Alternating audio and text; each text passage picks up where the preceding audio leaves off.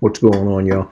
So this is our deep freezer, and I will link my other video in the description section down below. But one of the things, like I said in the previous video, is that homeowners fail to do is they refuse or forget to keep their condenser coils or their coils in their refrigerators or freezers and even their air conditioning systems at home clean.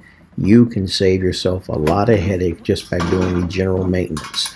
So this freezer is kept in the garage. We've had it for about 3 years now, and it is a full-size deep freezer, and it's been working good. As you can see, if you look inside the little area here, you can see the fan, and you can also see the small coil, which is that little black box there, square box that the refrigerant actually runs through those coils there. So it's not very dirty, but what I'm going to do is I'm going to get my trusty compressor, and I'm going to try to blow as much of the dust and dirt out of this little compartment as I can.